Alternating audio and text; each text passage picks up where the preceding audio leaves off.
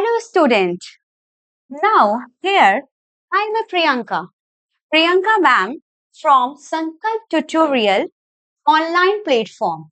आप मैं आप सभी स्टूडेंट को ये बताना चाहूंगी कि संकल्प ट्यूटोरियल ऑनलाइन प्लेटफॉर्म ने आज आप सबके लिए एक बहुत ही बेहतरीन सा सेशन लाया है और इस सेशन में हम क्या डिस्कस करेंगे कि आप सारे स्टूडेंट जो सीयूटी यूजी एग्जामिनेशन 2025 की प्रिपरेशन कर रहे हो उस प्रिपरेशन में आप बिजनेस स्टडी में पूछे जाने वाले जो क्वेश्चन होते हैं 50 क्वेश्चन उसको कैसे क्रैक करोगे। और आज की क्लास में आज की सेशन में हम ये डिस्कस करेंगे हमारे बिजनेस स्टडीज में क्या क्या सब्जेक्ट्स उस सब्जेक्ट्स में क्या क्या टॉपिक्स हैं हमारे ओके क्या क्या हमारे यूनिट्स हैं क्या क्या उसके सब यूनिट्स है उस सब यूनिट्स के टॉपिक को हम डिस्कस करेंगे और हम ये डिस्कस करें और हम ये डिस्कशन करेंगे कि इस सारे यूनिट्स में से किस टाइप के क्वेश्चन हमसे पूछे जाते हैं।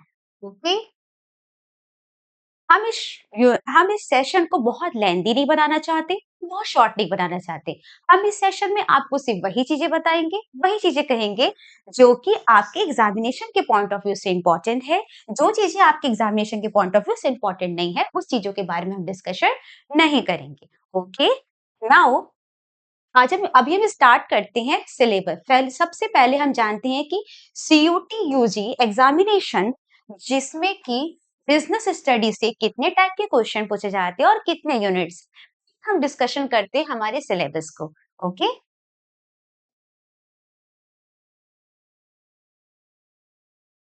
Now student first of all with discussion now student first of all discussion about syllabus कि हमारा सिलेबस क्या है। ओके सीयूटी बिजनेस स्टडी की सिलेबस क्या है डिटेल इंफॉर्मेशन में डिटेल मैनर आपको ये बताएंगे कि सीयूटी यूजी की बिजनेस स्टडीज के सिलेबस में कितने टाइप के हमारे यूनिट्स है यूनिट्स के क्या क्या हमारे पास नेम।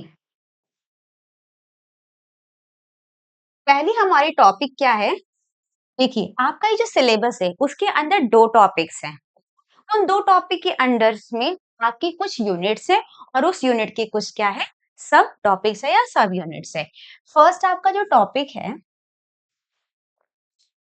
फर्स्ट टॉपिक आपका क्या है function and principal of management. Management का नाम तो आप सबने सुना ही होगा जब आप 11 या 12 की क्लासेस कर रहे होंगे तो आपने सुना होगा या आपने 11 12 पास आउट किया होगा बोर्ड के एग्जामिनेशन दिए होंगे तो you know very well about it. Management का मतलब क्या होता है। पहले का जो फर्स्ट टॉपिक है उसमें उस टॉपिक में तो आपका ये जो पेपर है ये दो टॉपिक में क्या हुआ है डिवाइडेड है। पहला टॉपिक हमारा क्या है function and principal of management के मैनेजमेंट के क्या फंक्शन होते हैं क्या प्रिंसिपल होते हैं you all you know about it. और जो हमारे स्टूडेंट नहीं जानते हैं कि मैनेजमेंट के फंक्शन क्या होते हैं या मैनेजमेंट के प्रिंसिपल क्या होते हैं उन्हें हम बहुत ही शॉर्टली और ब्रीफली एक्सप्लेनेशन जब हम अपनी क्लासेस लाएंगे ब्रीफली एक्सप्लेनेशन की तो हम उसमें ये भी बताएंगे कि हमारे फंक्शन कितने होते हैं मैनेजमेंट के जो कि जेन्युइन क्या होते हैं 5 होते हैं। ओके हमारे मैनेजमेंट के कितने प्रिंसिपल होते हैं जो कि बहुत सारी चीजों में डिवाइडेड है अलग अलग ऑथर ने अपने अपने मैनेजमेंट के प्रिंसिपल दिए हैं। ओके पहला टॉपिक हमारा क्या है function and principal of management. Okay unit में हमारे फर्स्ट यूनिट का पार्ट क्या है significance and nature of management. Significance का मतलब क्या होता है इंपॉर्टेंस कि हमारे मैनेजमेंट की क्या इंपॉर्टेंस है और उसके क्या नेचर है। नेचर का मतलब क्या होता है प्रवृत्ति कि मैनेजमेंट का क्या प्रवृत्ति होता है। लेकिन पहले सबसे हम ये समझेंगे कि मैनेजमेंट का मतलब क्या होता है। मैनेजमेंट का मतलब क्या होता है प्रबंध। ऐसे हमारे बहुत से स्टूडेंट है जो हिंदी मीडियम से बिलोंग करते हैं ऐसे कुछ हमारे स्टूडेंट है जो इंग्लिश मीडियम से बिलोंग करते हैं। तो इसलिए हम हिंदी और इंग्लिश दोनों ही लैंग्वेजेस में आपको चीजें लिखाएंगे भी और आपको चीजें समझाएंगे भी कि आप उन चीजों को बेहतर तरीके से समझ सकें। तो मैनेजमेंट का मतलब क्या होता है प्रबंध उसके नेचर को हम डिस्कस करेंगे। नेचर का मतलब उसकी प्रवृत्ति क्या होती है और हम उसके सिग्निफिकेंस उसके इंपॉर्टेंस को डिस्कस करेंगे। ओके उसके बाद हमारे कुछ सब यूनिट्स आते हैं। इस एक यूनिट के अंडर में सब टॉपिक्स हैं। सब यूनिट का मतलब क्या होता है किसी एक यूनिट के अंदर कितनी कंटेंट है कितने टॉपिक्स हैं। पहला इसका टॉपिक क्या है सब टॉपिक्स मैनेजमेंट उसके concept objective and importance okay, concept का मतलब क्या होता है? विचारधारा, अवधारणाएं जिसको भी हम कह सकते हैं। ओके, कि मैनेजमेंट प्रबंध की क्या अवधारणाएं हैं। ऑब्जेक्टिव का मतलब क्या होता है? ऑब्जेक्टिव का मतलब होता है उद्देश्य।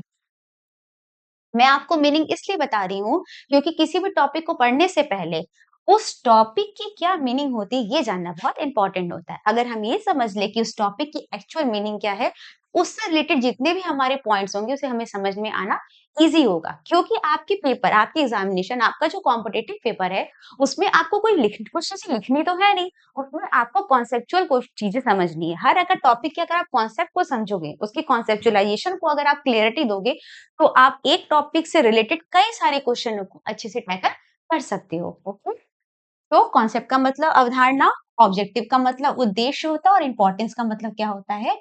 जो कि जरूरी है। इसकी क्या जरूरत है, इसकी क्या है, इसकी आवश्यकता, इसकी महत्वपूर्णता क्या है, महत्वपूर्णता इसकी क्या है। ओके, फिर आता है हमारा nature of management. Management as a science, arts and profession. Okay, management का नेचर क्या कहता है कि मैनेजमेंट एक आर्ट्स भी है। ओके, मैनेजमेंट एक साइंस भी है और मैनेजमेंट एक प्रोफेशन भी है। ओके, मैनेजमेंट आर्ट्स क्यों? क्योंकि मैनेजमेंट हर जगह एप्लीकेबल है। किसी भी ऑर्गेनाइजेशन में जाइए, चाहे वो एजुकेशन फील्ड हो, चाहे वो आपके स्पोर्ट्स के फील्ड हो, चाहे वो आपका कॉर्पोरेट वर्ल्ड हो, हर एक जगह पे मैनेजमेंट एप्लीकेबल है, इसलिए मैनेजमेंट को साइंस भी कहते हैं। हर जगह मैनेजमेंट में आर्ट्स, मैनेजमेंट को आर्ट्स भी कहते हैं। क्यों? मैनेजमेंट क्रिएटिव नेचर का होता है। क्या होता है? क्रिएटिव नेचर का। क्रिएटिव नेचर का इसलिए होता है कि हर एक ऑर्गेनाइजेशन में मैनेजमेंट जो होता है, मैनेजमेंट वो एक तरीके का एप्लीकेबल नहीं होता है। हर एक ऑर्गेनाइजेशन में अलग अलग होता है और प्रोफेशन क्यों होता है? जैसे इसलिए कि जो भी पर्सन का प्रोफेशन ही होता है कि सिर्फ और सिर्फ हर इंस्टीट्यूशन में मैनेजमेंट को ही संभालना, देखना, तो वो उसके लिए क्या हो जाता है? प्रोफेशन हो जाता है। जब वो किसी डिग्री के थ्रू क्या करता है? मैनेजिंग करता है किसी भी ऑर्गेनाइजेशन का। लेवल ऑफ मैनेजमेंट क्या होता है? टॉप, मिडल, सुपरविजन या फर्स्ट लेवल। ओके, मैनेजमेंट का लेवल 3 टाइप्स का होता है, कुछ इस टाइप का। ओके, यहाँ पर हम सिलेबस के साथ साथ टॉपिक की कुछ चीजों को भी एक्सप्लेन करेंगे, डिस्कस करेंगे कि अगर आप फ्रिक्वेंटली किसी टॉपिक को देखना चाहें, किसी भी आप यूनिट्स के टॉपिक को समझना चाहे कि इस यूनिट के टॉपिक का मतलब क्या है, तो वो चीजों को आप बेहतर तरीके से समझ सके। डिटेल एक्सप्लेनेशन के पहले एक हमारा जो शॉर्ट चीजें होती है वो समझना हमारे लिए ज्यादा जरूरी होता है। ओके, ताकि हम एक शॉर्ट सी चीजों में चीजों को अच्छे से समझ सके। ओके, तो लेवल ऑफ मैनेजमेंट का मतलब, लेवल ऑफ मैनेजमेंट में एक टॉप लेवल मैनेजमेंट होता है, मिडल होता है और एक क्या होता है? लोअर लेवल मैनेजमेंट होता है। टॉप मैनेजमेंट का मतलब जो कि क्या होता है? जो डिसीजन लेता है। ओके, मिडल का मतलब जो कि लिए हुए डिसीजन को इम्प्लीमेंट कराता है। ओके, और सुपरविजर सुपरवाइजर या फर्स्ट लेवल का मतलब क्या होता है? जो कि उस लोअर लेवल मैनेजमेंट जिसको हम कहते हैं लोअर लेवल मैनेजमेंट, जो कि उसको उस काम को करता है।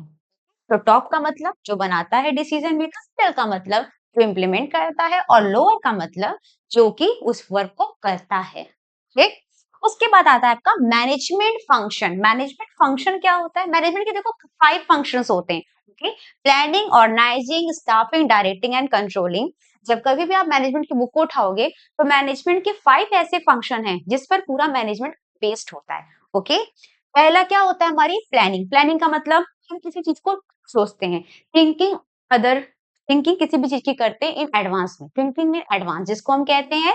तो प्लानिंग क्या होती है? जहां पे हम थिंकिंग एडवांस में करते हैं। ऑर्गेनाइजिंग का मतलब क्या होता है?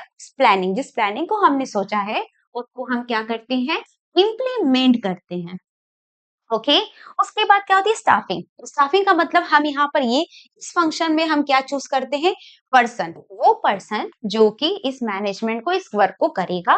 डायरेक्टिंग का मतलब क्या होता है? इंस्ट्रक्शन प्रोवाइड करना, जिसमें हम जिस लोगों को हमने चूज किया है इस वर्क को करने के लिए उनको हम एक इंस्ट्रक्शन प्रोवाइड करते हैं। ओके, और कंट्रोलिंग का मतलब क्या होता है? यहाँ पर हम ये मेजरमेंट करते हैं कि हमारी जो प्लानिंग है और जो हम एक्चुअल जिस पोजीशन पे, जिस जो हमारी प्लानिंग पोजीशन थी और जो हमारी एक्चुअल पोजीशन है, उनमें कोई गैपिंग है या नहीं, या वो बैलेंस है या नहीं। कंट्रोलिंग का मीनिंग ही क्या होता है? कुछ संतुलन, और संतुलन का मतलब क्या होता है? किसी चीज को बैलेंस करना। फिर आता है हमारा coordination, nature and its importance. फिर हम ये क्या समझेंगे? इसका ये क्या है?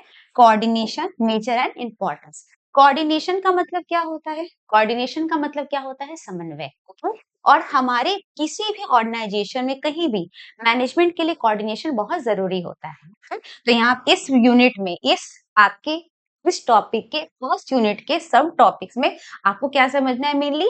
मैनेजमेंट क्या है, उसके नेचर्स क्या हैं, उसके इम्पोर्टेंस क्या हैं, वो कितने लेवल के होते हैं, मैनेजमेंट का क्या फंक्शन होता है और कोऑर्डिनेशन नेचर एंड स्कोप उसके मतलब उसकी क्या प्रवृत्ति और उसकी क्या इम्पोर्टेंस है। ओके, नाउ अब हम समझेंगे यूनिट सेकंड। यूनिट सेकंड में हमने क्या हमें पढ़ना क्या है? यूनिट सेकंड में पढ़ना है प्रिंसिपल ऑफ मैनेजमेंट, जिसमें उसकी क्या है? मीनिंग है, नेचर है एंड सिग्निफिकेंस है। नाउ हमने पहली स्लाइड्स में डिस्कस किया था कि मीनिंग का मतलब उसके अर्थ, नेचर का मतलब उसकी प्रवृत्ति, सिग्निफिकेंस का मतलब उसके इम्पोर्टेंस। तो यहाँ पर हम इस जगह पर इस यूनिट में अब इसके सब टॉपिक्स क्या है कि जेन्युइन आपने 11th 12 में भी पढ़ा होगा और पहले की चीजों में जिसने पढ़ा है और जिसने नहीं पढ़ा है, जिससे याद है जिससे नहीं याद है, कि हमने 11 या 12 में जब प्रिंसिपल ऑफ मैनेजमेंट पढ़ रहे थे या 12 में आपने प्रिंसिपल ऑफ मैनेजमेंट को पढ़ा होगा, तो वहां पर आपने मैनेजमेंट की जेन्युइन दो ऐसे ऑथर्स हैं, जो ऐसे हमारे वो हैं ऑथर जिन्होंने मैनेजमेंट की थ्योरी दी है। ओके, एक फ्यूल की प्रिंसिपल ऑफ मैनेजमेंट पढ़ी कि फ्यूल जो थे, हेनरी फ्यूल जिनका पूरा नाम था, हेनरी फ्यूल जो थे उन्होंने मैनेजमेंट की 14 प्रिंसिपल दी है, मैनेजमेंट के 14 प्रिंसिपल, जो कि क्या है इसके एडमिनिस्ट्रेटिव थ्योरी है, एडमिनिस्ट्रेटिव थ्योरी। हम बहुत ही शॉर्ट में आपको कॉन्सेप्ट बताएंगे और समझाएंगे, क्योंकि कभी-कभी क्वेश्चन में ये भी पूछ लेता है कि बताइए मैनेजमेंट की एडमिनिस्ट्रेटिव थ्योरी किसने दी है? तो मैनेजमेंट की एडमिनिस्ट्रेटिव थ्योरी किसने दी है? हेनरी फ्यूल ने दी है। फ्यूल का पूरा नाम क्या है?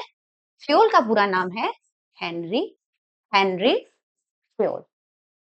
ओके, इसके बारे में हम डिस्कशन करेंगे कि ये कौन थे, ठीक है, ये कहाँ वर्क करते थे, इन्होंने किस सन में अपनी थ्योरी दी है, तो इसके बारे में भी हम डिटेल में डिस्कशन करेंगे। Okay, now the Taylor scientific management के क्वेश्चन पेपर में कभी-कभी ये भी पूछ लिया जाता है कि who is given the scientific principle of management, management की साइंटिफिक प्रिंसिपल थ्योरी किसने दी है? वो दी है किसने? टेलर ने दी है। टेलर ने कितनी थ्योरीज दी है आपके? फोर्थ साइंटिफिक थ्योरी दी है टेलर ने अपने, ठीक है। साइंटिफिक थ्योरी का मतलब क्या होता है? इन्होंने टेलर का पूरा नाम क्या था? जैसे फ्योल का पूरा नाम हेनरी फ्योल था, फिर टेलर का पूरा नाम क्या था? टेलर का पूरा नाम था एफ डब्ल्यू टेलर।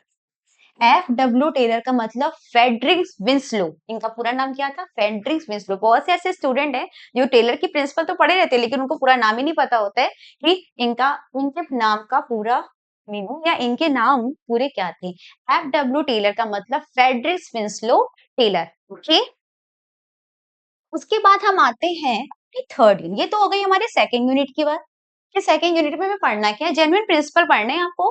फ्योल के 14 प्रिंसिपल, उसके कॉन्सेप्ट आपको समझने कि फ्योल ने क्या 14 प्रिंसिपल दिए थे, उसके कॉन्सेप्ट क्या थे। टेलर ने जो अपने साइंटिफिक मैनेजमेंट की थ्योरी दी थी, उसके कितने टाइप्स के हैं और उसके कॉन्सेप्ट क्या है। नाउ हम पढ़ेंगे यूनिट थर्ड के बारे में समझेंगे।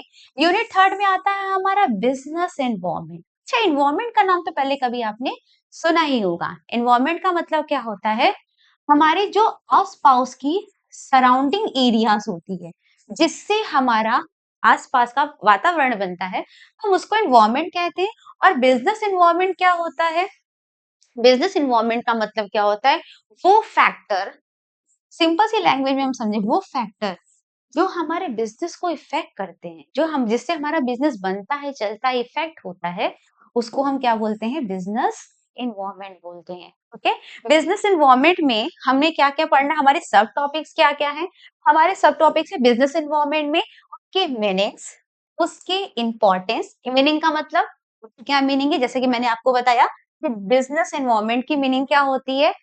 वो फैक्टर जो कि हमारे बिजनेस को क्या करते हैं? इफेक्ट करते हैं या जिससे हमारा बिजनेस बनता है, उसको हम बिजनेस एनवायरनमेंट कहते हैं। ओके, तो बिजनेस एनवायरनमेंट में उसकी मीनिंग और उसकी इंपॉर्टेंस पढ़ेंगे, मतलब उसकी मीनिंग क्या है, उसका इंपॉर्टेंस क्या है, फिर उसके डायमेंशन क्या है। Dimension of business environment: economic, social, technological, political and legal. के माइंड में कुछ ऐसे वर्ड देखकर माइंड में कभी-कभी क्या होता है, हेजिटेशंस होते हैं कि इस वर्ड का मतलब क्या होता है। तो मैं आपको सिंपल सी लैंग्वेज में बताती हूँ, इतना घबराने की ज़रूरत नहीं है। डायमेंशन ऑफ बिज़नेस एनवायरनमेंट का मतलब क्या होता है? ये उन फैक्टरों की बात कर रहा है जो फैक्टर हमारे बिज़नेस एनवायरनमेंट को इफ़ेक्ट करते हैं। और ये सारे फैक्टर जो होते हैं बिज़नेस के एक्सटर्नल फैक्टर होते हैं। ठीक? देखो किसी पर्सन को जैसे 2 फैक्टर उसे इफ़ेक्ट करता है, एक उसका इंटरनल माइंड होता है, एक एक्सटर्नल जो लोग होते हैं। वैसे ही किसी भी बिज़नेस को 2 फैक्टर उसको इफ़ेक्ट करते हैं। एक होता है हमारा इंटरनल फैक्टर जिसकी स्टडी हम करेंगे, आपको बताएँगे फुल डिटेल में और एक होता है हमारा एक्सटर्नल फैक्टर। एक्सटर्नल फैक्टर वो फैक्टर होते हैं जो बिज़नेस के लिए क्या होते हैं? अनकंट्रोलेबल होते हैं। क्या होते हैं? अनकंट्रोलेबल जो बिज़नेस के कंट्रोल में नहीं होते हैं और इंटरनल एनवायरनमेंट बिज़नेस का वो एनवायरनमेंट होता है जो बिज़नेस के लिए क्या होता है? कंट्रोलेबल होता है। लेकिन आपके सिलेबस में आपको क्या पढ़ना है? एक्सटर्नल एनवायरनमेंट पढ़ना है। तो एक्सटर्नल एनवायरनमेंट का मतलब वो एनवायरनमेंट जो बिज़नेस के कंट्रोल नहीं है। जैसे फॉर एग्जाम्पल हम यहाँ पे क्या समझेंगे इकोनॉमिक इकोनॉमिक इन्वायरमेंट में हम क्या पढ़ते हैं हमारे प्राइस इंडेक्स क्या है ठीक है हमारी मनी की वैल्यू क्या है पैसे की वैल्यू कैसे घट रही है कैसे बढ़ रही है ये हमारे कंट्रोल में नहीं है सोशल इन्वायरमेंट सोशल में सोसाइटी में क्या चेंजेस आ रहे हैं कास्ट है रेसेस है रिलीजियंस हैं वो हमारी सोसाइटी सोसाइटी क्या है हमारे बिजनेस को इफेक्ट करती है टेक्नोलॉजी क्या है टेक्नोलॉजी का मतलब जैसे जैसे टेक्नोलॉजी अपडेट होती रहती है वो कैसे इफेक्ट करती है पॉलिटिकल क्या होता है पॉलिटिकल पार्टीज कैसे इफेक्ट करते हैं और लीगल क्या होता है कुछ रूल रेगुलेशन जो कि लॉ के द्वारा बनाए गए हैं कैसे हमारे बिजनेस को इफेक्ट करता है फिर आता है हमारा इकोनॉमिक फिर इसके बाद हम डीपली क्या समझेंगे economic environment in a India, impact of a government policy changes on a business and industry with special differences adaptation policy liberalization privatization and globalization LPG इसका नाम तो आपने सुना होगा बहुत शॉर्ट में इसको बताऊंगी बहुत टफ मीनिंग अभी तो मैं सिलेबस को आपको ब्रीफली एक्सप्लेन इसलिए कर रही हूँ ताकि आप चीजों को समझें कि आपको पढ़ना क्या क्या है क्या चीजें आपके लिए इंपॉर्टेंट है क्या टॉपिक आपने पहले कॉन्सेप्ट को पढ़ा है डिस्कस किया है और क्या अभी आपको डिस्कस करना बाकी है ओके तो टेंशन मत लीजिए बहुत ज्यादा प्रेशर मत लीजिए बहुत ही फ्रिक्वेंटली हम आपको बहुत ही शॉर्ट में बहुत ही इंटरेस्टिंग लेक्चर्स के साथ बहुत ही शॉर्ट लेक्चर के साथ आपको चीजें एक्सप्लेन करेंगे ताकि आप कम टाइम में मैक्सिमम आउटपुट या मैक्सिमम चीजों को अपने माइंड में सेट कर लें आप मैक्सिमम से मैक्सिमम चीजें पढ़े कम से कम टाइम में एलपीजी एलपीजी का नाम आपने सुना ही होगा liberalisation privatisation and globalisation liberalisation का मतलब उदारवादी होता है मतलब जहां पर गवर्नमेंट के रिस्ट्रिक्शन कम हो लाइसेंसिंग के लिए प्राइवेटाइजेशन का मतलब जहां पर हमारे गवर्नमेंट इंस्टीट्यूशन प्राइवेटाइज में क्या हो जाते हैं कन्वर्ट हो जाते हैं जैसे आपने अभी तक बहुत सारी चर्चाओं में सुनी होंगी बैंक बहुत सारे जो कि पब्लिक सेक्टर थे वो प्राइवेट सेक्टर में कन्वर्ट हो गए हमारा क्या होता है ग्लोबलाइजेशन ग्लोबलाइजेशन का मतलब कि हम beyond the country beyond the boundary of country business जब करते हैं तो मतलब हम एक जगह एक देश से दूसरे देश में एक्सपोर्ट करते हैं या अपने बिजनेस को ट्रांसफर करते हैं होस्ट कंट्री होम कंट्री कभी तो आपने सुना ही होगा जैसे हम आपको बताते हैं इंटरनेशनल बिजनेस ये इंटरनेशनल बिजनेस क्या है ये ग्लोबलाइजेशन के तो हम डिस्कस करते हैं अपने नेक्स्ट को यूनिट 4 में आपका क्या आपको पढ़ना है यूनिट 4 में आपको पढ़नी है प्लानिंग प्लानिंग का मतलब जैसे जो आपके मैनेजमेंट के फर्स्ट फंक्शन है मैनेजमेंट फंक्शन के फर्स्ट कंपोनेंट क्या है प्लानिंग थिंकिंग इन एडवांस ठीक है उसमें आपको क्या क्या पढ़ना है मीनिंग क्या है उसकी फीचर्स इंपॉर्टेंट एंड लिमिटेशन देखो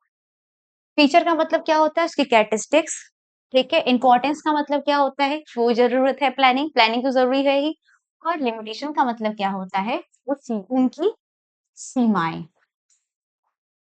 अच्छा प्लानिंग की सीमाएं पता है क्या होती है प्लानिंग की सीमाएं ये होती है कि हम जिस हिसाब से जिस चीज की प्लानिंग करते हैं जरूरी नहीं कि वो चीजें उस हिसाब से हो ये लिमिटेशन होती है प्लानिंग की ओके प्लानिंग के कुछ प्रोसेस हम पढ़ेंगे प्लानिंग के अंडर 8 जितने भी प्रोसेस हैं उसके अंदर कुछ स्टेप्स आते हैं ठीक उसमें 8 स्टेप्स हमारे शामिल होते हैं इसे भी हम ब्रीफली डिस्कशन करेंगे जब हम अपने टॉपिक को अपने सिलेबस को ब्रीफली जब स्टार्ट करेंगे हम अपनी क्लासेस तो हम उसमें डिस्कस क्या करेंगे कि प्लानिंग के कितने क्या प्रोसेस होते हैं और उसके स्टेप्स क्या क्या होते हैं फिर हम टाइप ऑफ प्लान पढ़ेंगे objective strategy policy procedure method rules regulation ये सारी चीजें हमारी प्लानिंग की क्या है टाइप्स है now I am discussion about the unit 5 organising.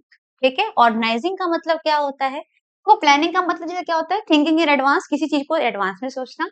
और ऑर्गेनाइजिंग का मतलब क्या होता है? ऑर्गेनाइजिंग का मतलब क्या होता है? किसी चीज को जो सोचा है उससे क्या करना, इम्प्लीमेंट करना। ओके, और उसके सब टॉपिक्स हमारे क्या है, हमारे मीनिंग, हमारे इंपॉर्टेंस है जो हमें पढ़ने हैं, मतलब उसकी क्या इंपॉर्टेंट होती है, क्या इसकी मीनिंग्स होती है। फिर step in a process of organising, किसी भी चीज को ऑर्गेनाइज करने की क्या प्रोसेस होते हैं, क्या कुछ इसके स्टेप्स हमें समझने होंगे। ठीक है, उसके बाद हमें क्या पढ़ना है, structure of organisation, functional and divisional. ठीक है, ये हमें समझना है कि ऑर्गेनाइजेशन की क्या स्ट्रक्चर है। स्ट्रक्चर का मतलब क्या होता है, संचरण किसी भी चीजों का, तो उसके क्या फंक्शन, उसके क्या डिवीजन है।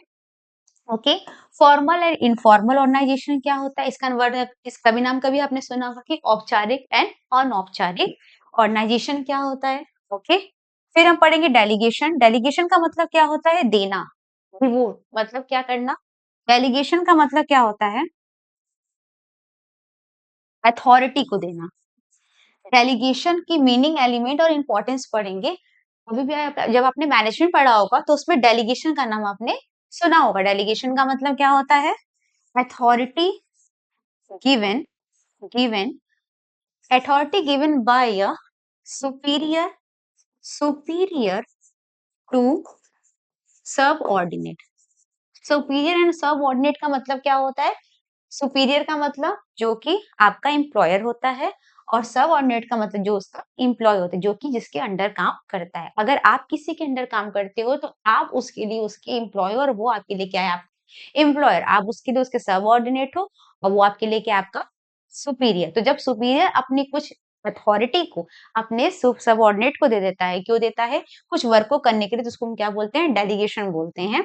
फिर हम यहाँ पढ़ेंगे decentralisation, meaning and importance. Okay, यहाँ पे वर्क को देता है, वो अपने डेलीगेट करता है। फिर डिसेंट्रलाइजेशन पढ़ेंगे। डिसेंट्रलाइजेशन का मतलब क्या होता है, विकेंद्रीकरण। विकेंद्रीकरण किसकी, पावर की विकेंद्रीकरण। ओके, फिर differences between delegation and decentralisation हम पढ़ेंगे, समझेंगे, उससे डिटेल में समझेंगे। फिर हम आते हैं अपने नेक्स्ट पे। नेक्स्ट हम देखते हैं अपने यूनिट्स को। ओके, नाउ द नेक्स्ट, हम अब नेक्स्ट यूनिट्स देखते हैं। जेन्युइन इसमें आपके टॉपिक 2 हैं, और इसके जो आपके यूनिट्स हैं वो 13 यूनिट्स में डिवाइडेशन किया गया है। ओके, यूनिट 6 में आती है आपकी स्टाफिंग। स्टाफिंग का मतलब क्या होता है, जहां पर आप रिक्रूटमेंट करते हैं, किसी पर्सन को चूज करते हैं, choose the right person in a right way for a right job. Staffing की सिंपल सी मीनिंग होती है फंक्शन मैनेजमेंट में कि choose a right person, okay, in a right way, in a right way, at a right time, right time। Okay, हम यहाँ पे क्या समझेंगे, स्टाफिंग का मतलब क्या होता है, choose the right person in a right वो, इन अ राइट टाइम। सही पर्सन को सही समय पे सही तरीके से चूज करने की मेन प्रोसेस को ही हम क्या बोलते हैं, स्टाफिंग कहते हैं। स्टाफिंग के अंदर आपको इसके सब टॉपिक्स क्या पढ़ने, इसके मीनिंग, इसके नीड्स, इसके इंपॉर्टेंस क्या होते हैं स्टाफिंग के। Staffing as a part of the human resource management. Human resource का मतलब क्या होता है, मानव संसाधन प्रबंधन। ओके, कोई भी ऑर्गेनाइजेशन में वर्क करने वाला ह्यूमन ही होता है, मतलब एक क्या होता है, एक पर्सन होता है, एक मानव होता है। तो ह्यूमन रिसोर्स मैनेजमेंट जो होता है वो हमारे स्टाफिंग का ही क्या है, पार्ट है। किसी भी ऑर्गेनाइजेशन में ह्यूमन को मैनेज करना बहुत जरूरी होता है। अगर वो मैनेज होगा तो आपका वर्क क्या होगा, ऑलरेडी मैनेजेबल होता है। फिर हम पढ़ेंगे इसके कुछ स्टेप क्या है स्टाफिंग के प्रोसेस के, इसको भी हम डिस्कस करेंगे अपनी नेक्स्ट क्लास में ब्रीफली। ये तो आपका ओवरव्यू है छोटा सा। Step in a staffing process. Staffing process में के कुछ स्टेप को हम समझेंगे। स्टेप्स क्या है, रिक्रूटमेंट क्या होता है ये जानेंगे, सिलेक्शन क्या है, ट्रेनिंग क्या है, ऑन द जॉब क्या है, ऑफ द जॉब की मेथड की ट्रेनिंग क्या है, ये सारी चीजें हम इसमें डिस्कस करेंगे। रिक्रूटमेंट का मतलब क्या होता है, किसी भी चीजों को का आवेदन देना। रिक्रूटमेंट का मतलब क्या होता है, एक ऐसा प्रोसेस होता है जिसको कि स्टाफिंग के लैंग्वेज में, स्टाफिंग जब हम करते हैं तो रिक्रूटमेंट एक ऐसा प्रोसेस होता है जो कि क्या होता है, पॉजिटिव प्रोसेस होता है। पॉजिटिव प्रोसेस क्यों, क्योंकि जब कोई हायरिंग आती है तो रिक्रूटमेंट या आवेदन हर कोई कर सकता है। सिलेक्शन क्या होता है? जो कि स्टाफिंग प्रोसेस का एक नेगेटिव प्रोसेस होता है। क्या होता है? एक नेगेटिव प्रोसेस। क्योंकि यहाँ पर हम सेलेक्ट करने के लिए बहुत सारे लोगों को क्या करते हैं? बहुत सारे लोगों को रिजेक्ट करते हैं राइट पर्सन को चूज करने के लिए। इसलिए रिक्रूटमेंट एक पॉजिटिव प्रोसेस होता है आपको, और सिलेक्शन क्या है? नेगेटिव प्रोसेस होता है। इसके कटिंग कॉन्सेप्ट कुछ ऐसी चीजें मैं इसलिए आपको बता रही हूँ क्योंकि आपके क्वेश्चन पेपर में आपसे मीनिंग नहीं पूछेगा रिक्रूटमेंट की, आपसे सिलेक्शन नहीं पूछेगा, आपसे ये पूछेगा कि बताओ कि स्टाफिंग में, इन a staffing process of management, recruitment is which type of process? आपको क्या बोलना है? रिक्रूटमेंट एक पॉजिटिव प्रोसेस है जिसमें आपको करने हैं, और आपकी सिलेक्शन कैसा है? ये नेगेटिव प्रोसेस है। ये कॉन्सेप्चुअल क्वेश्चन है, ये कॉन्सेप्चुअल चीजें हैं जो आपको जानना जरूरी है। अपने एग्जामिनेशन के पॉइंट ऑफ व्यू से ये जानना आपको बहुत जरूरी है कि रिक्रूटमेंट क्या है? एक पॉजिटिव प्रोसेस होता है, और सिलेक्शन क्या है? नेगेटिव प्रोसेस होता है, क्योंकि इसमें हम बहुत से लोगों को क्या करते हैं? रिजेक्ट करते हैं किसी राइट पर्सन को चूज करने के लिए। तो यहाँ ट्रेनिंग एंड डेवलपमेंट, जिसको हमने चूज किया उसको हम ट्रेनिंग देते हैं। ट्रेनिंग के साथ साथ उसका कुछ डेवलपमेंट करते हैं, उससे कुछ मीनिंग, नीड्स एंड मेथड्स होंगे student. On the job end of the job क्या होता है? इसको भी हम समझेंगे जब हम डिटेल की स्टडी करेंगे इसमें, तो हम समझेंगे कि हमारा on the job, of the job method क्या होता है ट्रेनिंग का। ऑन द जॉब का मतलब क्या होता है? जहां पर हम किसी भी जगह पर रहकर किसी चीज की प्रैक्टिस जब करते हैं, ओके, जैसे कि हम रियल किसी वर्क को कर रहे हैं एज अ जॉब, तो वो क्या होता है? On the job training method होता है। एंड ऑफ द जॉब क्या होता है? जहां पर हम बने बनाए किसी चीजों पे हम चीजें एक्सपेरिमेंट करते हैं या यूज कर रहे हैं, या फिर हम क्या करते हैं यहाँ पे, एक मिनट। ऑन द जॉब का मतलब क्या होता है? किसी चीजों का रियल एक्सपीरियंस करना। और ऑफ द जॉब का मतलब क्या होता है? ऑफ द जॉब का मतलब क्या होता है? किसी चीज को बस थ्योरेटिकल समझना। ओके, अगर आप किसी चीज को थ्योरेटिकल सिर्फ समझ रहे हो, थ्योरी एस्पेक्ट, तो वो ऑफ द जॉब है। और अगर आप किसी चीज को प्रैक्टिकल कर रहे हो तो वो क्या है? उसका ऑन द जॉब है। इसके भी कुछ मेथड्स होते हैं, बहुत सारे टाइप्स होते हैं, जिसको कि हम अपने नेक्स्ट सेशन में डिस्कस करेंगे। फिर आता है हमारा यूनिट 7, जो है कि हमारा क्या है? डायरेक्टिंग। डायरेक्टिंग का मतलब क्या होता है? इंस्ट्रक्शन प्रोवाइड करना। कि आप जब कभी भी अपने जो भी आपने इंडिविजुअल को चूज किया है ना, जो भी स्टाफ स्टाफ को आपने चूज किया है, आप उसको किस तरीके से इंस्ट्रक्शन प्रोवाइड करते हो वर्क को रेडी के लिए। ओके, तो जिसमें आपको आपको इसमें पढ़ना क्या है? इसकी मीनिंग क्या है, इसके इम्पोर्टेंस क्या है, और इसके प्रिंसिपल क्या है। Okay, element of direction, direction के क्या क्या एलिमेंट्स होते हैं? जैसे सुपरविजन, सुपरविजन का मतलब क्या होता है? ओके, सुपरविजन, इसकी मीनिंग, इसके इम्पोर्टेंस के प्रिंसिपल आप पढ़ोगे, एलिमेंट पढ़ोगे डायरेक्शन के, और सुपरविजन का मतलब क्या होता है? किसी चीज को सुपरवाइज करना। ठीक, इसमें आपको क्या क्या पढ़ना है? सुपरविजन क्या होता है? मोटिवेशन क्या होता है? मोटिवेशन देखो दो तरीके से होता है हर ऑर्गेनाइजेशन में, एक फाइनेंशियल, एक नॉन फाइनेंशियल। फाइनेंशियल का मतलब किसी को बोनस प्रोवाइड कर दिया, किसी का सैलरी इंक्रीमेंट कर दिया, किसी ने अच्छा वर्क किया, तो ये क्या होता है? उसको हम क्या बोलते हैं? फाइनेंशियल इंसेंटिव कहते हैं। और नॉन फाइनेंशियल इंसेंटिव का मतलब क्या होता है? जहां पर हम किसी को रिकॉग्नाइज करते हैं। ठीक है, तो वो क्या होता है? नॉन फाइनेंशियल इंसेंटिव होता है। इसकी भी ब्रीफली डिस्कशन करेंगे अपने नेक्स्ट क्लास सेशन में। उसकी मीनिंग, इंपॉर्टेंट, क्वालिफिकेशन, ये समझेंगे। फिर quality of a good leadership, leadership क्या होते हैं? ठीक है, मीनिंग क्या है, इंपॉर्टेंस क्या है, क्वालिटीज क्या है गुड लीडरशिप। लीडर का मतलब पता है क्या होता है? लीडर का मतलब क्या होता है? जो कि बहुत बड़ा क्या हो? इन्फ्लुएंसर होता है। देखो, लीडर वही बन पाता है जो क्या हो? इन्फ्लुएंसर हो, जो कि आपको या किसी के माइंड को इन्फ्लुएंस कर, जैसे कि नेता। नेता क्या होते हैं? लीडर होते हैं। और वो क्या करते हैं? किसी के हमारे माइंड को इन्फ्लुएंस ही तो करते हैं। तो वो क्या होता है? लीडर वही बनता है किसी मैनेजर में जो कि एक बहुत अच्छा इन्फ्लुएंसर होता है। आज के टाइम में आपको मैनेजमेंट नहीं, आपको लीडरशिप आनी चाहिए। अगर लीडरशिप आती है आपको, तो आप अपने वर्क को अच्छे तरीके से करवा सकते हो। इसके भी कुछ मीनिंग, इंपॉर्टेंट है, क्वालिटीज समझेंगे गुड लीडर की क्या है। कम्युनिकेशन बहुत इंपॉर्टेंस होता है, बहुत इंपॉर्टेंट कंपोनेंट है डायरेक्टिंग में कम्युनिकेशन। कम्युनिकेशन मतलब जो कि टू वे का होना चाहिए। अगर हम किसी से कम्युनिकेट कर रहे हैं तो उसे हमारी बात समझ में आनी चाहिए, उसे meaning, importance, formal informal communication समझेंगे, कुछ इसके बैरियर्स को समझेंगे। बैरियर्स का मतलब क्या होता है? बैरियर्स की मीनिंग होती है बाधाएं। ओके, हमने कहा ना हम अपनी हिंदी इंग्लिश दोनों मीडियम के जो हमारे स्टूडेंट है, बहुत सारे ऐसे स्टूडेंट है हमारे जिनको कि सिर्फ इंग्लिश में चीजें समझ में नहीं आती, जिसको सिर्फ हिंदी में समझ में नहीं आती है, तो हम यहाँ पर दोनों ही लैंग्वेजेस को मेंशन करेंगे, लिखेंगे, ताकि आपको चीजें अच्छे से समझ में आए और इसी तरीके से आप अपने पेपर के को क्रैक करने के लिए अच्छी तैयारियां कर सके। ओके, इसके बाद आते हैं हमारे यूनिट 8, जिससे हमारा आता है कंट्रोलिंग का पार्ट। कंट्रोलिंग का मतलब क्या होता है? संतुलन करना, किसी चीज को बैलेंस करना, जिसके सम टॉपिक्स क्या है हमारे? मीनिंग एंड इम्पोर्टेंस, ये कंट्रोलिंग की इम्पोर्टेंस क्या होती है, कंट्रोलिंग की मीनिंग क्या होती है, रिलेशनशिप क्या है प्लानिंग एंड कंट्रोलिंग की। मैंने आपको फर्स्ट में बताया था कि कंट्रोलिंग में हमारी एक्चुअल पोजीशन और हमारे जो प्लान पोजीशन को हम क्या करते हैं? मेजर करते हैं।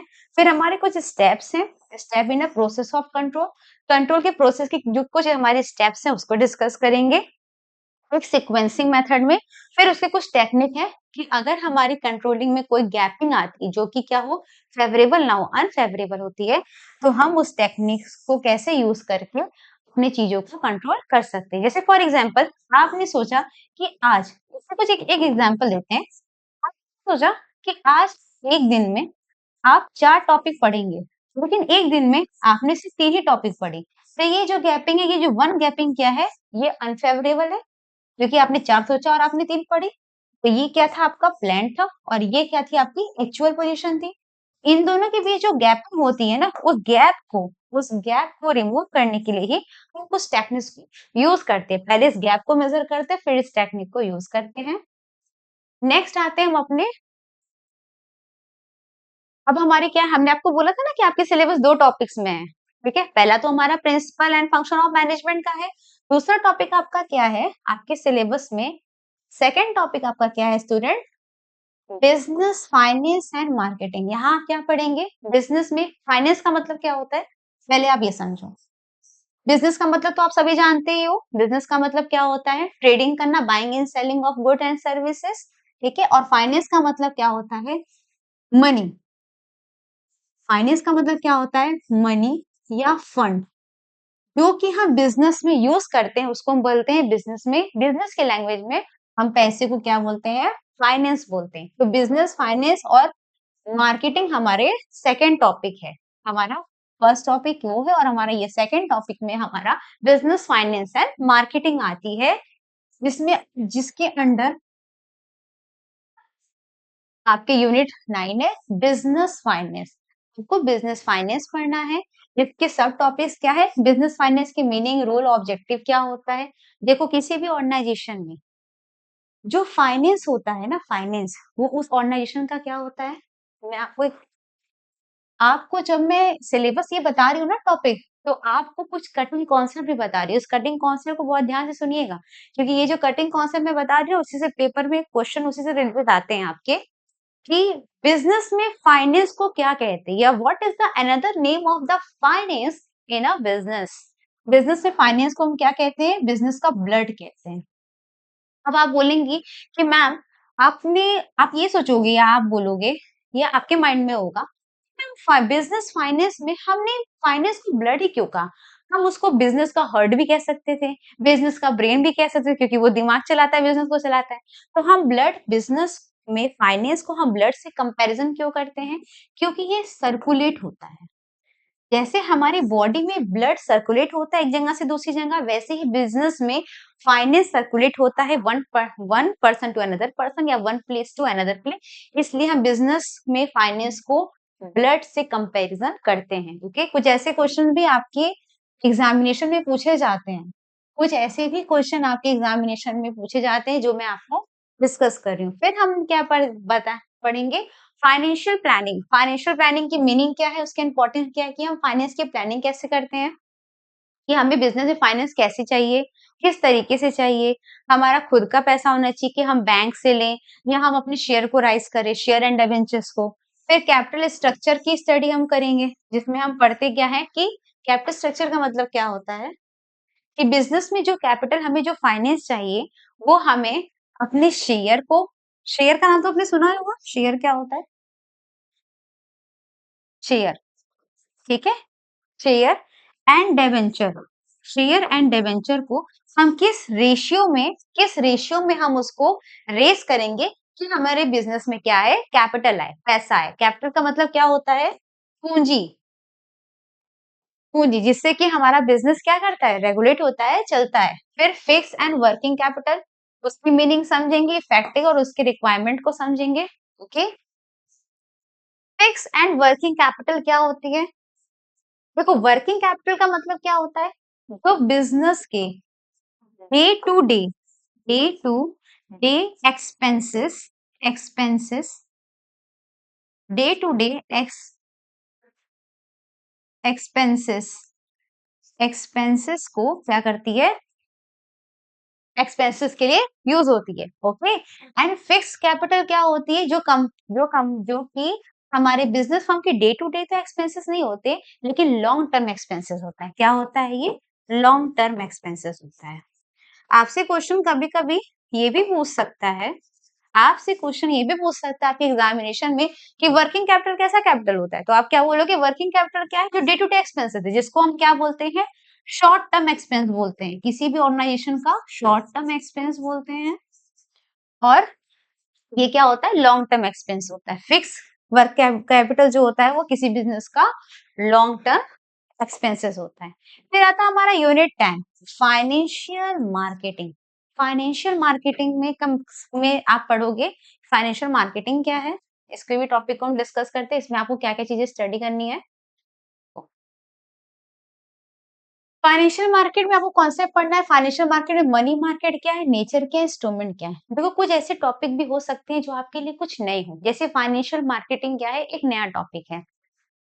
फाइनेंशियल मार्केटिंग का मतलब क्या होता है, या फाइनेंशियल मार्केट का मतलब क्या होता है, कुछ ऐसे इंस्ट्रूमेंट, इंस्ट्रूमेंट कुछ ऐसे हमारे बेटा इंस्ट्रूमेंट होते हैं, जहां पर जिस इंस्ट्रूमेंट से हम पैसों का लेन देन करते हैं, लेकिन वो एक डॉक्यूमेंट के बेसिस पर होता है, सामान के बेसिस पर नहीं होता है। जैसे आप मार्केट में जाते हो तो आप कोई प्रोडक्ट खरीदते हो, मार्केट में क्या करते हो आप, अगर आप मार्केट जाते हो तो आप किसी प्रोडक्ट को खरीदते हो, और प्रोडक्ट खरीद कर आप क्या करते हो, पैसे का बाय एंड सेल करते हो, ठीक है।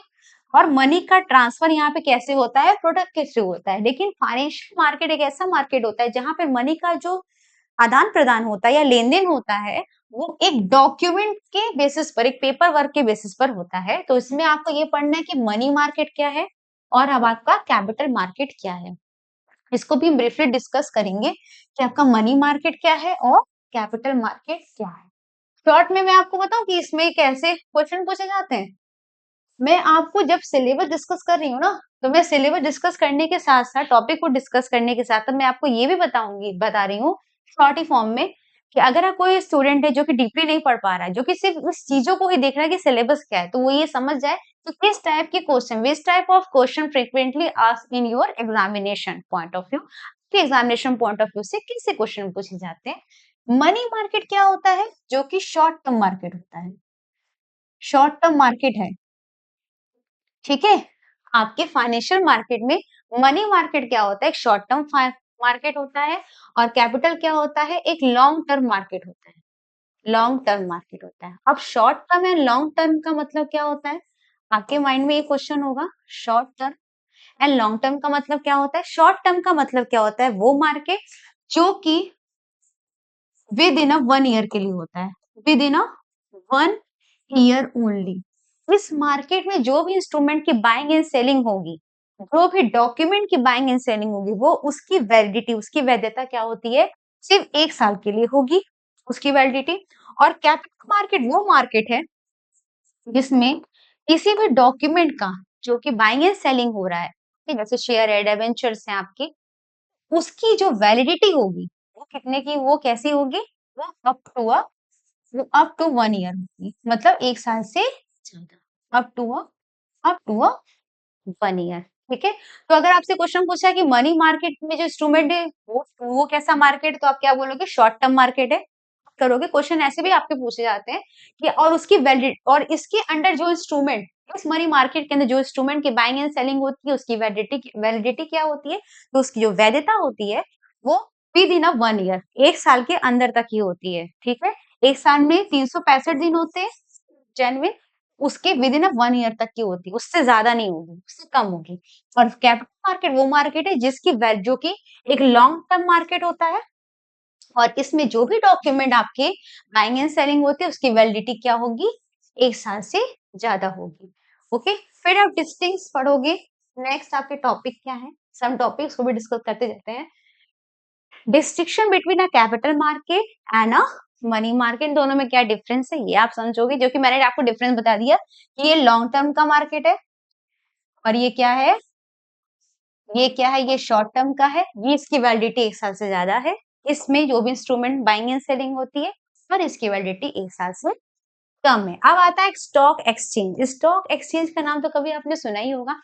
ठीक है, एक स्टॉक एक्सचेंज वो मार्केट होता है जहां पर सेकेंडरी हैंड या सेकेंड हैंड सिक्योरिटी की बाइंग एंड सेलिंग होती है।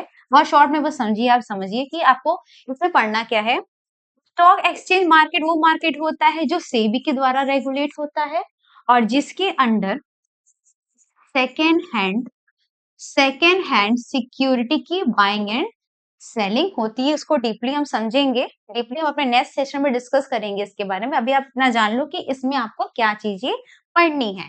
फिर आती है security and exchange board of India, जो कि सेबी, जिसका कि अभी मैंने नाम लिया कि स्टॉक एक्सचेंज मार्केट को कौन रेगुलेट करता है? सेबी करता है। सेबी जो कि एक संस्था है, कौन सी संस्था है? एक स्टैट्यूटरी संस्था है, एक स्टैट्यूटरी इंस्टीट्यूशन। स्टैट्यूटरी का मतलब क्या होता है? स्टैट्यूटरी इंस्टीट्यूशन है। स्टैट्यूटरी इंस्टीट्यूशन की मीनिंग होती है संविधानिक संस्था। संविधानिक का मतलब जो कि पार्लियामेंट में किसी एक्ट के थ्रू बना हो। पार्लियामेंट में आपका जो कॉन्स्टिट्यूशन है, आपका जो पार्लियामेंट है आपकी कंट्री में, अगर वहां पे किसी एक्ट के पास होने के थ्रू अगर कोई संस्था गठित हुई है तो उसको हम स्टैट्यूटरी इंस्टीट्यूशन कहते हैं। ओके, उसके बाद ये तो हो गई आपकी सेबी की बात। ठीक है, कि स्टैट्यूटरी इंस्टीट्यूशन क्या होती है, सेबी क्या है। ठीक, सेबी 1992 में गठित हुआ। ठीक, इसका वर्क क्या है, इन चीजों को हम डिटेल में समझेंगे। इसका वर्क क्या होता है कि स्टॉक एक्सचेंज में जो हमारे इन्वेस्टर है जो कि बाइंग शेयर और डिवेंचर को खरीद रहे हैं, उसके इंटरेस्ट को सेव करना, ये इसके क्या होते हैं? ऑब्जेक्टिव होते हैं, जिसकी डीपली अंडरस्टैंडिंग, जिसकी डीपली स्टडी हम अपने अपकमिंग सेशन में करेंगे। ओके, फिर आते हैं हम अपने यूनिट 11 में, जो कि आपका मार्केटिंग का पार्ट है। मार्केटिंग का मतलब देखो, मार्केट और marketing both are different things. अक्सर स्टूडेंट मार्केट को ही मार्केटिंग समझ लेते हैं, पर मार्केटिंग का मतलब क्या होता है? विपणन। विपण मार्केटिंग का मतलब क्या होता है? विपणन। और मार्केट का मतलब क्या होता है? बाजार। तो मार्केट और marketing both are different thing. Market एक प्लेस का नाम होता है और मार्केटिंग उस प्लेस में जो प्रोसेस हो रहे हैं उसका नाम होता है मार्केटिंग। ओके, इसके भी हम सम टॉपिक को जानेंगे, समझेंगे कि मार्केटिंग में आपको इसके क्या क्या टॉपिक्स को पढ़ना है। ठीक है, तो मार्केटिंग में आपको क्या पढ़ना है स्टूडेंट? मार्केटिंग में आपको समझना है उसकी मीनिंग, उसके फंक्शन, उसके रोल। ठीक है, मार्केटिंग एक बहुत ब्रॉडर कॉन्सेप्ट है। ठीक है, तो उसकी मीनिंग को, उसके फंक्शन को समझेंगे। Distinguish between a marketing and selling. देखो, selling is just a one part of a marketing, but marketing are a broader concept. ये चीजें हम समझेंगे अपने अपकमिंग सेशन में। मार्केटिंग मिक्स क्या होते हैं, इसके कॉन्सेप्ट क्या होते हैं, इसके एलिमेंट्स क्या होते हैं। मार्केटिंग मिक्स देखो 4P से बनता है। 4P का मतलब क्या होता है? प्रोडक्ट, जिस प्राइस, प्लेस एंड प्रमोशन।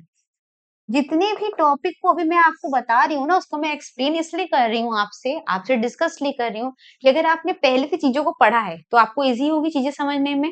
ठीक है, फिर इसके क्वेश्चन, इसको हम पढ़ाएंगे भी और इससे रिलेटेड किस टाइप के क्वेश्चन पूछे जाते हैं इसे मैं हम समझाएंगे भी। ओके, पर मार्केटिंग मिक्स कैसे बनता है? 4P से बनता है, product, price, place and promotion, जो कि पहले भी आपने कभी भी नाम सुना होगा। ओके, हम ये समझेंगे इसमें, हम ये जानेंगे कि इस मार्केटिंग मिक्स को के कॉन्सेप्ट को, जो 4P का कॉन्सेप्ट है वो किसने दिया था, ये जानेंगे इसमें। जेन्युइन आपसे पता है मार्केटिंग मिक्स से क्वेश्चन क्या पूछता है आपके एग्जामिनेशन में कि मार्केटिंग मिक्स कैसे बना है, तो आप बोलोगे क्या? 4P से बना है। मार्केटिंग मिक्स का कॉन्सेप्ट किसने दिया, तो आप क्या बोलोगे? MC कार्थी ने दिया। MC कार्थी। ठीक है, जो कि मार्केटिंग मिक्स के 4P का कॉन्सेप्ट दिया है जिन्होंने। ठीक, ऐसे ही कुछ क्वेश्चन आपसे पूछे जाते हैं आपके एग्जामिनेशन के पॉइंट ऑफ व्यू से। आपको सिलेबस डिस्कस करने के साथ साथ हम आपको ये भी बता रहे हैं कि किस टाइप के क्वेश्चन पूछे जा सकते हैं। ओके, फिर आपके आता है प्रोडक्ट। प्रोडक्ट क्या होता है, जिसको आप जानते हो, it is a set of bundle. ठीक है, प्रोडक्ट क्या है, जो कि मार्केट में बिकते हैं, उसको समझेंगे। पैकेजिंग क्या है, उसको हम जानेंगे। फिर उसके बाद हम जानेंगे determination choice of channel, promotion क्या है। फिर उसके बाद समझेंगे प्रोडक्ट प्रमोशन मिक्स क्या होते हैं, एडवर्टाइजमेंट का रूल क्या है, पर्सनल सेलिंग क्या होते हैं। ओके, ऑब्जेक्शन टू एडवर्टाइजमेंट क्या होता है, प्राइस क्या होता है, कुछ फैक्टर जो कि प्राइस को इन्फ्लुएंस करते हैं। ये सारी चीजों का डिस्कशन डिटेल में हम अपने अपकमिंग सेशन में करेंगे स्टूडेंट। ओके, लेकिन अब के लिए आप बस इतना ही जानिए कि मार्केटिंग जो है वो क्या है। मार्केटिंग का मतलब क्या होता है, विपणन। ओके, ये प्रोसेस क्या होते हैं, इस 4P की प्रोसेस को ही मार्केटिंग कहते हैं।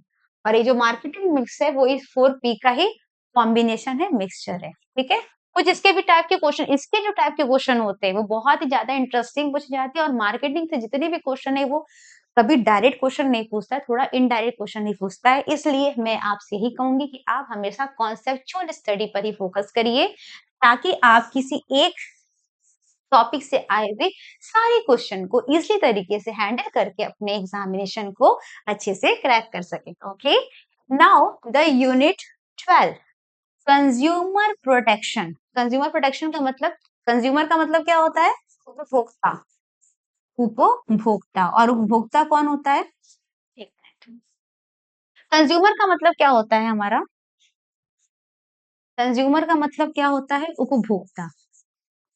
और उपभोक्ता कौन होता है, उपभोक्ता वो होता है जो फाइनल यूजर होता है किसी भी गुड्स का। अगर आप कोई भी गुड्स खरीदते हो और आप उसका फाइनल कंजप्शन नहीं कर रहे हो, रीसेल करने के पर्पज से अगर आप खरीद रहे हो, तो वो कंज्यूमर नहीं होता है। कंज्यूमर वही पर्सन होता है जो कि किसी भी गुड्स को फाइनल कंजप्शन के लिए खरीदता हो।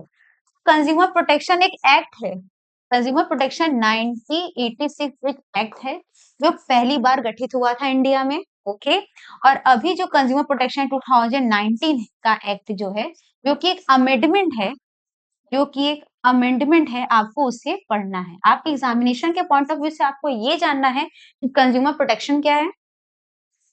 आपके एग्जामिनेशन के पॉइंट ऑफ व्यू से आपको ये जानना है कि कंज्यूमर प्रोटेक्शन क्या होता है। कंज्यूमर प्रोटेक्शन एक्ट पहला क्या था, 1986 का एक्ट था। ओके, और कंज्यूमर प्रोटेक्शन का अभी का एक्ट क्या है, 2019 का एक्ट है। क्योंकि इस एक्ट का क्या है, एक अमेंडमेंट है। अमेंडमेंट का मतलब संशोधन, मतलब कुछ चेंजेस लाना। आपको इसमें ये पढ़ना है कि इसका ये एक्ट 1986 क्या कहता था। ठीक, और इसका आपको ये भी पढ़ना है कि ये जो अमेंडमेंट हुआ है कंज्यूमर प्रोटेक्शन एक्ट का, ये जो अमेंडमेंट है ना 2019 का, ये क्यों हुआ है। ओके, क्योंकि जब कंज्यूमर प्रोटेक्शन एक्ट 1986 बना तो उस समय ऑनलाइन बिजनेस था नहीं, मार्केट में हमारे ऑनलाइन बिजनेस का सिनेरियो नहीं था। लेकिन प्रीवियस जो हमारे डिकेड्स हैं, मतलब हमारे 10 साल पीछे से अगर हम 10 साल देखें, तो 10 सालों में या 15-20 सालों में ऑनलाइन बिजनेस के बहुत सारे प्लेटफॉर्म है, online business, online retailer shop बहुत सारे हैं। उसके रिगार्डिंग कोई भी रूल रेगुलेशन 1986 के एक्ट के अंडर नहीं था। इसलिए कंज्यूमर प्रोटेक्शन एक्ट में या 2019 में एक अमेंडमेंट हुआ, उस एक्ट के अंडर एक संशोधन हुआ कि ऑनलाइन जो भी लोग बिजनेस कर रहे हैं ऑनलाइन, उसके रिगार्डिंग भी कुछ प्रोविजन या कुछ कानून इसके अंडर बनने चाहिए। इसलिए आज जब आप अपने एग्जामिनेशन के पॉइंट ऑफ व्यू से आप कंज्यूमर प्रोटेक्शन पढ़ोगे, तो आप 2019 का कंज्यूमर प्रोटेक्शन पढ़ोगे। ओके, अब हम इसमें समझते हैं इसके नेक्स्ट क्या क्या टॉपिक्स हैं हमारे। जैसे कि हम जानेंगे इसके इंपॉर्टेंस क्या है कंज्यूमर प्रोटेक्शन के। ठीक है, कंज्यूमर प्रोटेक्शन, कंज्यूमर के क्या क्या राइट्स होते हैं। देखो, जब आप मार्केट में जाते हो ना कोई प्रोडक्ट खरीदने के लिए, तो आपके कुछ राइट्स होते हैं कि आप प्रोडक्ट को देखो, जो सेलर बोल रहा है वही चीज मत लो। आप अपनी चीजों से मन से चीजों को ले सकते हो। आप उस प्रोडक्ट को पूरी तरीके से चेक कर सकते हो। आप क्लेम भी कर सकते हो अगर आपको प्रोडक्ट बेस्ट तरीके से उस कंडीशन में नहीं मिलता जिस कंडीशन में आपको बेचा गया हो। ठीक है, ये आपके कुछ राइट्स है जो आपको उसमें पढ़ने हैं। कंज्यूमर की कुछ रिस्पॉन्सिबिलिटी भी आपको पढ़नी है। ठीक है, वे क्या है, मीडियाज कंज्यूमर प्रोटेक्शंस क्या है, उसके अवेयरनेस, उसके legal address with special references to the consumer protection act, ये पढ़ना है। फिर role of consumer organisation and NGO के, ये सारी चीजें हम डिस्कस करेंगे ब्रीफली। ओके, उसके बाद आपके आते हैं यूनिट 13, जो कि आपकी शायद फाइनल यूनिट्स हैं, जो एंटरप्रेन्योरशिप एंड डेवलपमेंट। एंटरप्रेन्योर का नाम कभी सुना होगा आपने? एंटरप्रेन्योर का मतलब क्या होता है? उपभोक्ता। एंटरप्रेन्योरशिप का मतलब क्या होता है? एंटरप्रेन्योरशिप का मतलब क्या होता है? जिसको हम क्या बोलते हैं? उद्योगपति। उद्योग उद्योगपति कहते हैं इसको। ठीक है? जितने भी लोग हैं हमारे मार्केट में जो कि बड़े-बड़े मैन्युफैक्चरिंग साइट्स लगाते हैं, जो उद्योगपति होते हैं उनको हम एंटरप्रेन्योरशिप कहते हैं या एंटरप्रेन्योर कहते हैं। तो एंटरप्रेन्योरशिप डेवलपमेंट क्या है? ठीक है? इंडिया में जो जितने भी टाइप के एंटरप्रेन्योरशिप डेवलपमेंट के स्किल्स हैं, उसकी कुछ आपको स्टडी करनी है। तो एंटरप्रेन्योरशिप डेवलपमेंट क्या होता है? कॉन्सेप्ट पढ़ेंगे, फंक्शन उसके नीड्स क्या हैं, ओके। एंटरप्रेन्योरशिप की कैरेक्टरिस्टिक एंड कंपेटेंस क्या है, प्रोसेस एंड एंटरप्रेन्योरशिप के डेवलपमेंट्स क्या है, entrepreneurship value, attitude, motivation, meaning and concept. देखो जानते हो आपके पूरे यूनिट में सारी चीजें इंपॉर्टेंट है, पर एंटरप्रेन्योरशिप डेवलपमेंट बहुत इंपॉर्टेंट टॉपिक है, इसलिए क्योंकि आज के हमारे टाइम में हमारे पूरे इंडिया में एंटरप्रेन्योरशिप या एंटरप्रेन्योर स्किल पर ज्यादा वर्क किया जा रहा है, ज्यादा फोकस कर रही है। आपकी गवर्नमेंट भी कई सारी स्कीम लाती है इस एंटरप्रेन्योरशिप की स्किल को डेवलप करने के लिए लोगों के अंदर, ठीक। तो इसके अंदर भी आप कुछ चीजें पढ़ेंगे, इसके भी अंदर हम कुछ चीजें समझेंगे जो हमारे नेक्स्ट सेशन में। तो हम अब क्या समझान देंगे? How much a question frequently asked from a each unit. प्रत्येक आपके यूनिट से कितने क्वेश्चन, जितने भी आपके यूनिट्स हैं बिजनेस स्टडीज में, 2 टॉपिक है, कुछ सम यूनिट्स में डिवाइडेशन जो किया गया है, उसमें किस टाइप के क्वेश्चन आपसे पूछे जाते हैं, ठीक? पहले तो हम ये समझेंगे कि आपके एग्जामिनेशन में क्या पैटर्न है आपके 2025 जो कि आपका एग्जामिनेशन होने वाला है, उसके क्या-क्या चीजें हैं। देखिए नंबर ऑफ क्वेश्चन आपको कितने पूछेंगे? 50। आपके जो बिजनेस स्टडी का जो आपका वो है, जो सब्जेक्ट है उससे आपके सीओटी में कितने क्वेश्चन आएंगे? 15 क्वेश्चन आएंगे आपको, 50 आएंगे। टाइप ऑफ क्वेश्चन क्या होगा? एमसीक्यू होगा। एमसीक्यू का मतलब क्या होगा? क्वेश्चन होंगे, उसके 1 2 3 और 4 कुछ ऑप्शन होंगे, इसमें से एक ऑप्शन आपको चूज करना है। आप 2 ऑप्शन एक साथ चूज नहीं कर सकते हो। आप एक क्वेश्चन के आंसर को देने के लिए सिर्फ एक ही ऑप्शन को चूज कर सकते हो। उसके बाद आता है आपका ड्यूरेशन। टाइम ड्यूरेशन क्या होगा? इस सेशन को अटेंड करने के लिए, बिजनेस स्टडी के सेशन के जो क्वेश्चन है उसको अटेंड करने के लिए आपके पास टाइम क्या है? 45 मिनट्स का होगा। सीयूटी की मार्किंग मार्किंग कैसे होती है कि अगर आप क्वेश्चन के सही आंसर देते हो, क्वेश्चन के अगर आप सही आंसर दोगे तो आपको +5 मिलेगा, मतलब 5 नंबर मिलेंगे। और अगर आप किसी क्वेश्चन के गलत आंसर दे देते हो ना, आपकी जो +5 है ना, उसमें से एक माइनस मार्किंग हो जाएगा। मतलब ये जो -1 है, ये आपकी जो मार्किंग है -1 की, ये मार्किंग आपका नेगेटिव या डिडक्शन आपके जो मिले हुए मार्क उससे हो। जैसे फॉर एग्जांपल आपने कई सारे क्वेश्चन किए, एक क्वेश्चन में आपने सही की आंसर दिया तो +5 मिला, और दूसरे ही क्वेश्चन का आंसर अगर आपने गलत दे दिया तो ये जो -1 होगा ना, वो आपकी प्लस होगा। मतलब आपका जो 5 नंबर है वो आपका -1 से फिर 4 नंबर हो जाएगा। तो इसलिए कोशिश करिएगा कि आप हर क्वेश्चन का राइट आंसर देने की कोशिश करिए। कॉन्सेप्ट को पढ़ के जाइए। माइनस मार्किंग की चीजों में हमेशा गलत क्वेश्चन के गलत आंसर को देने से बचें। ओके, फिर हम ये समझेंगे क्या कि how of question was asked in a previous year question, कि हमारे प्रीवियस ईयर क्वेश्चन में कैसे, प्रीवियस ईयर में किस टाइप के क्वेश्चन आपके बिजनेस स्टडी से पूछे गए हैं। ओके, जैसे आपके बिजनेस स्टडी कुछ इंपॉर्टेंट क्वेश्चन हम डिस्कस करेंगे किस टाइप के क्वेश्चन पूछे गए हैं, और यहाँ पे हम सॉल्व, यहाँ पे हम वैसे तो हमारे आंसर भी दिए हुए हैं, बट हम आपको बता रहे हैं, या ये जो क्वेश्चन है वो आपको इससे दिखा रहे हैं कि एमसीक्यू के क्वेश्चन कैसे पूछे जाते हैं और उसमें आंसर कैसे देने चाहिए। जैसे कि कुछ ऐसे भी स्टूडेंट है हमारे जो कभी भी एमसीक्यू क्वेश्चन पेपर टैकल भी ना किए हों, जो कभी ना दिए हो एग्जाम। तो ये कुछ क्वेश्चन पेपर के एक मॉडल है जो मैं आपको बता रही हूँ, एक एज एग्जाम्पल कि किस टाइप के क्वेश्चन आते हैं और कैसे आपको आंसर इसमें करना है। जैसे कि what is the full form IPO, IPO का फुल फॉर्म क्या है? तो यहाँ पे 1 2 3 4 4 ऑप्शन दिए गए हैं, तो 4 ऑप्शन में से कोई एक ऑप्शन ही आपको चूज करना है। तो आपको चूज क्या करना है? का राइट ऑप्शन क्या है? Initial public offer. ये आपका क्या है? Right answer. मतलब ये जो आपका 1 है, 2 है, 3 है और 4 है, इन चारों में से कोई एक ऑप्शन आपको चूज़ करना है। ये याद रखिएगा स्टूडेंट कि ये मत सोचिएगा कि हम एक ऑप्शन अगर एक क्वेश्चन का आंसर ये समझ में नहीं आ रहा है तो इसके साथ-साथ हम ये भी टिक कर दें, गलती मत करिएगा। ओके? क्योंकि अगर आप एक क्वेश्चन के 2 आंसर टिक करेंगे तो फिर आपका ये आंसर ये क्वेश्चन कंसीडर्ड ही नहीं होगा। ठीक है? वो आपका आंसर कंसीडर्ड ही नहीं होगा। इसलिए याद रखिएगा हर एक क्वेश्चन के लिए हर एक क्वेश्चन के आंसर को देने के लिए सिर्फ एक ही ऑप्शन चूज करिएगा एक क्वेश्चन का, 2 ऑप्शन चूज मत करिएगा। ओके? उसके बाद आता है आपका सेकंड। सेकंड क्वेश्चन क्या बोलता है? A potential test which measure the ability to learn a new thing is termed math. कोई भी पर्सन जब कोई नई एबिलिटी को लर्न करता है तो उसको मेजर करने के लिए उसको मेजरमेंट करने के लिए हम किस टेस्ट का यूज करते हैं? कैसा टेस्ट लेते हैं? उसका एप्टीट्यूड टेस्ट लेते हैं। ठीक है? कुछ ऐसे क्वेश्चंस हैं जिसको हम डिस्कस करेंगे। क्वेश्चन को डिस्कस करने देखो, आप कितनी भी चीजें पढ़ लो, लेकिन मस्ट क्या है आपका क्वेश्चन पेपर कि आप कितने क्वेश्चन को लगाते हो, ओके? कितने टाइप ऑफ क्वेश्चन के आंसर आप प्रोवाइड कर सकते हो और कितना आप मॉक्स लगाते हो, कितनी आप प्रैक्टिस करते हो, क्योंकि practice will make a perfect. आप कितनी भी पढ़ाई कर लो, लेकिन आप एग्जाम को क्रैक अपने एग्जामिनेशन हॉल में एग्जाम को क्रैक तभी कर पाएंगे जब आप उस चीजों की प्रैक्टिस करेंगे। क्योंकि मैंने कहा आपसे वर्ड बोला practice will make a perfect. तो प्रैक्टिस ही है स्टूडेंट जो हमें परफेक्ट बनाता है। Okay? Span of management help in determination, इसमें भी 1 है, 2 है, 3 है, 4 है। 4 ऑप्शन दिए गए हैं, 4 ऑप्शन में से एक ऑप्शन आपको चूज करना है, डेलीगेशन ऑफ अथॉरिटी।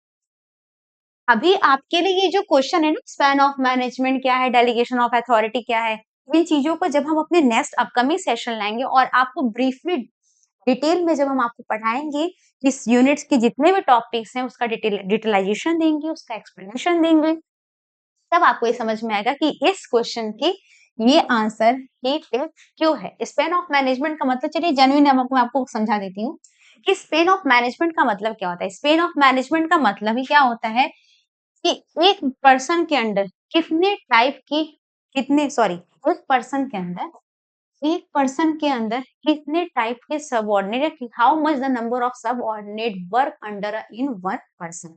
किसी एक पर्सन के अंडर कितने नंबर ऑफ पर्सन वर्क करते, इसको हम बोलते हैं स्पैन ऑफ मैनेजमेंट। ठीक है? जिसमें हम वर्क को करने के लिए डेलीगेशन करते हैं अथॉरिटी का। Okay student, now the next question, which element of marketing is refers to the anything of value, जो किसी भी थिंग की वैल्यू होती है। ठीक है? Which element of marketing means refers to anything of value. ये क्या होता है हमारा प्रोडक्ट। ओके? इसको हम समझेंगे किस टाइप के क्वेश्चन आते हैं, वो मैं आपको बता रही हूँ कि कैसे आपको क्वेश्चन को टैकल करना है। ठीक? Which of the following is not a function of marketing. Marketing का फंक्शन क्या नहीं है? तो मार्केटिंग का फंक्शन क्या नहीं है? वेयर हाउसिंग नहीं है। ठीक? मैं आपको जब डिटेल स्टडी करूंगी तब बताऊंगी आपको कि ब्रांडिंग क्या होती है, पैकेजिंग क्या होती है, प्राइसिंग क्या होती है, टेंडरिंग क्या होती है, ये सारी चीजों की स्टडी मैं आपको अभी बताऊंगी, तभी चीजें करेंगे। अभी सिर्फ हम ये समझ रहे हैं कि किस टाइप के क्वेश्चन पूछे जाते हैं। ओके? फिर है the sale volume at which there is no profit no loss as a term. Okay? तो इसका आंसर क्या है? Break even point. देखो स्टूडेंट, ये चीज हमेशा अपने लाइफ में याद रखना कि कभी भी लाइफ में अगर आपसे ये पूछे ऐसा कौन सा पॉइंट है जहां पर हमें प्रॉफिट और लॉस, हमें कुछ भी नहीं होता है, हमारा प्रॉफिट लॉस क्या होता है? नो प्रॉफिट होता है, नो लॉस होता है। किसी भी बिजनेस में अगर ऐसा पॉइंट जहां पे ना प्रॉफिट हो ना ही लॉस हो, तो उसको हम ब्रेक इवन पॉइंट कहते हैं। क्या बोलते हैं उसको हम? Break even point. जहां पर हम जितनी कॉस्ट लगाए हैं ना, हमारी सेलिंग से हमें उतना ही पैसा हमें मिल रहा है। जिस भी बिजनेस में सेलिंग का जो प्राइस होता है वो कॉस्ट के प्राइस के अगर इक्वल है, तो उसको इसका मतलब क्या है? ना वहां पे प्रॉफिट है ना वहां पे लॉस है, तो इसका मतलब क्या है? वो ब्रेक इवन पॉइंट है। ओके? कुछ और क्वेश्चंस देखेंगे हम इसमें। नेक्स्ट है, identify the parts of a financial market that experience the higher degree of a liquidity. तो हाई डिग्री ऑफ लिक्विडिटी क्या है? हमारा मनी मार्केट है। इसका आंसर क्या है? Money market. मनी मार्केट को हम क्या बोलते हैं? हाई लिक्विडिटी मार्केट कहते हैं। क्यों? क्योंकि इस मार्केट के अंडर में ऐसे इंस्ट्रूमेंट बाइंग एंड सेलिंग होते हैं जो कि जिसकी वैलिडिटी 1 वीक की भी होती है, 1 क्या होती है? वीक की भी होती है, 1 साल के अंदर होती है, तो मैंने आपको बताया था 1 वीक की भी होती है, ठीक है? 1 डे की भी होती है, 1 नाइट्स की भी होती है, ठीक है? बहुत सारे ऐसे इंस्ट्रूमेंट है। उसके बाद क्या आता है capital budgeting decision are related to तो capital budgeting decision are related to क्या होती है preparing a budget of capital. Capital budgeting का मतलब समझते हो क्या होता है? ये वर्ड तो आपने पहली बार सुना होगा। कैपिटल बस्टिंग का मतलब क्या होता है जो कैपिटल हमारे बिजनेस में आए हैं या जो पैसे हमारे बिजनेस में हैं, हम उसको किस टेक्निक से या हम उसको कहाँ इन्वेस्ट करते हैं। जो हमारे पास पैसे हैं हमारे बिजनेस में उसको हम किस प्रोजेक्ट में इन्वेस्ट करते हैं उस प्रोसेस को हम क्या बोलते हैं कैपिटल बजटिंग कहते हैं। ओके नाउ द नेक्स्ट है हमारे क्वेश्चन में क्या है हमारे ओके नाउ स्टूडेंट तो आपके सारे हैं तो आपके ये इतने आज के लिए हम अपने आज के लिए हम इतने ही क्वेश्चन डिस्कस करेंगे ठीक है हम अपने नेक्स्ट क्वेश्चन और भी जितने भी ढेर सारे क्वेश्चन है वो अपने नए सेशन में लाएंगे और नए सेशन में आपको पढ़ाने के साथ साथ समझाएंगे कि किस टाइप ये तो आपने देख लिया कि किस टाइप के क्वेश्चन है ये आपने समझा कि किस टाइप के आपके सिलेबस है ये सिलेबस और ये कुछ हमारे क्वेश्चन है क्वेश्चन पेपर हमारे लिए ज्यादा इंपॉर्टेंट है ठीक क्वेश्चन पेपर हमारे लिए क्या है ज्यादा इंपॉर्टेंट है बट पढ़ने के साथ साथ क्यों क्योंकि जब तक आप कॉन्सेप्ट की कहते हैं जब आप कॉन्सेप्ट को पढ़ लेते हो ना जब आप कॉन्सेप्ट को समझ लेते हो किसी टॉपिक के तो आप उससे रिलेटेड कई सारे क्वेश्चन के आंसर दे सकते हो ओके नाउ स्टूडेंट सो आज के इस सेशन को हम यही ओवर करते हैं thank you so much for watching this video please like and share this video and share this valuable video to your friends okay आप इसको और भी लोगों से शेयर करो ताकि उनकी भी हेल्प हो सके और आप भी एग्जाम को अच्छे से क्रैक कर सको और आपके लिए ये संकल्प ट्यूटोरियल का ये जो ऑनलाइन प्लेटफॉर्म है ये ऐसे ही अच्छे अच्छे शॉर्ट्स और बेहतरीन वीडियोस लाता रहेगा ताकि आप कम से कम टाइम में वैल्यूबल से वैल्यूबल आउटपुट को आप जनरेट कर सको मीन्स दैट कि आप वैल्यूबल चीजों को सीख सको समझ सको और हम अपने शॉर्ट टाइम में अपने स्टूडेंट को मैक्सिमम से मैक्सिमम नॉलेज प्रोवाइड कर सके Okay, student. Thank you. Thank you so much.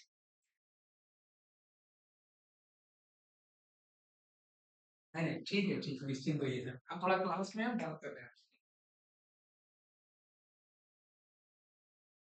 हो गया